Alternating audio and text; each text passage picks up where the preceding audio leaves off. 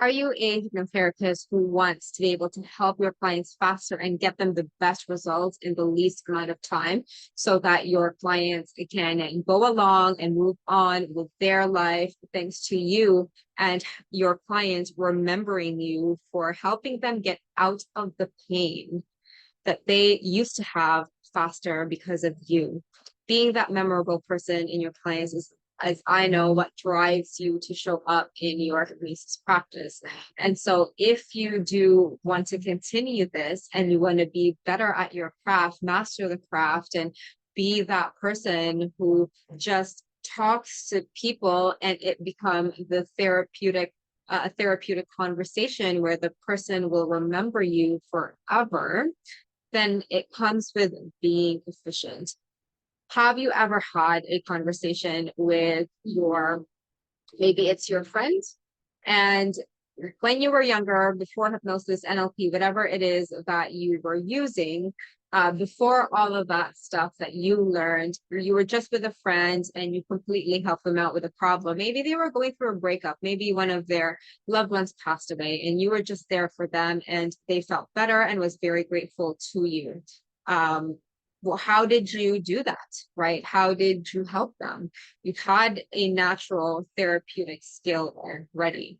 However, when we go through our trainings in hypnosis or therapy or coaching or whatever it is that you've taken, there are a lot of times where we are so bombarded with techniques, right? You got to say this because then this leads to this, which having a human brain, that makes sense. But at the same time, it makes us lose touch with regards to the actual connection that we get to have with our clients because we're not really fully paying attention if we're using a technique.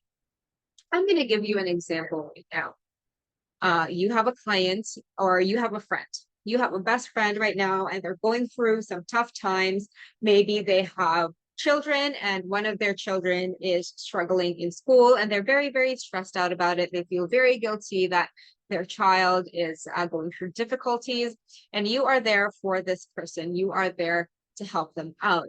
And so what do you say to your loved one or your friend in that situation? Are you going to be like, okay, John Doe, I know that you are having a hard time with one of your children right now. Close your eyes, take a few deep breaths, and just imagine all of the muscles in your body to completely relax. I'm going to count to 10 now, and you are going to relax with every breath and every countdown. You're going to relax. You're going to go deeper. 9 going deeper. 8 going deeper. 5, 4, 3, 2, 1, even deeper still. Click, click, click. You are more relaxed. Is that how you help your friend with child issues? I don't know about you, but if you were my friend, I would think you're completely insane. So this is not how we have therapeutic conversations, right? This is a technique. This is how to get someone in hypnosis, not how to help someone resolve a problem.